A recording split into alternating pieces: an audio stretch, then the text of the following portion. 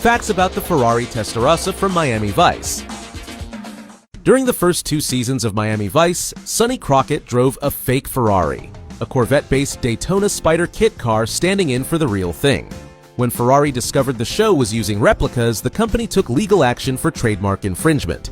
To settle the dispute and protect its brand, Ferrari offered to supply the production with 2 brand new 1986 Testarossa supercars, free of charge, on the condition that the illicit Daytona replicas be eliminated.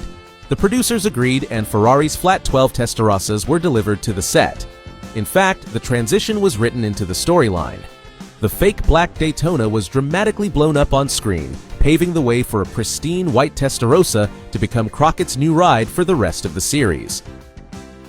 Did you know Miami Vice Season 3's premiere features Crockett's beloved black Daytona meeting a violent end? It's blown apart by a villain's Stinger missile during an illegal arms deal.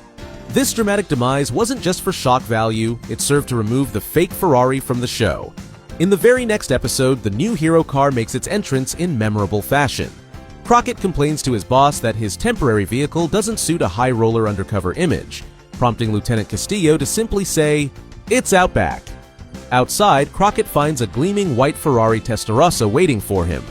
His upgraded ride courtesy of the Miami PD and Ferrari's deal, complete with Florida plates and all. The 2 Ferrari Testarossas provided to Miami Vice were originally delivered in Ferrari's standard black finish, but the show's producers had them repainted iconic white for better on-screen visibility during night scenes.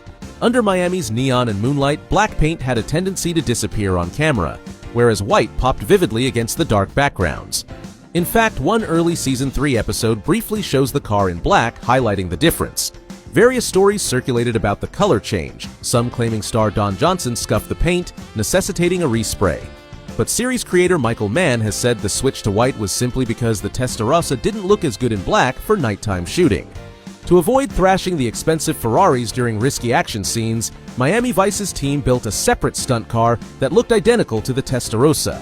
As fabricator Carl Roberts put it, "Why beat a real Ferrari to death with power slides and 180s or mar its flawless skin with camera mounts when a stand-in stunt car could do the job quite nicely?" Roberts even negotiated to build this substitute in exchange for taking possession of the doomed Daytona replica that Ferrari wanted destroyed. He selected a 1972 Tomaso Pantera as the donor car, since its mid-engine layout and wheelbase closely matched the Testarossa's proportions. The Pantera's chassis was then fitted with fiberglass body panels to replicate the Ferrari's shape, creating a Testarossa clone that could be driven hard without risking the real Maranello machines. In the TV show Miami Vice, the Pantera-based Testarossa stunt car wasn't just a look-alike, it was heavily modified for high-performance filming. Its suspension was raised by 1.5 inches for extra ground clearance, and the frame was reinforced while a skid plate was added underneath for protection.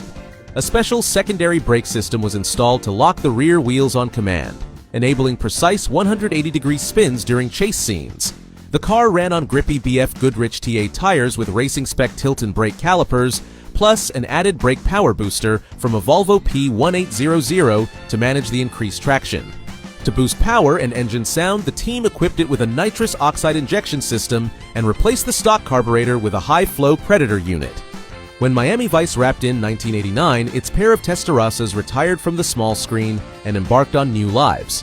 One car was sold to a Florida collector who reportedly paid $750,000 and later turned down offers as high as $1 million. The second Testarossa eventually ended up with a Miami exotic car dealer and was put up for sale on eBay in 2014 with an ambitious $1.75 million asking price. In 2015, it was brought out of storage for a full Ferrari Classic restoration, and by 2017 it headed to a Barrett-Jackson auction, where bidding only reached about $152,000, well below expectations. Today, one of the original white Miami Vice Testarossas is Ferrari Classic certified and resides with a private collector, a coveted piece of TV history.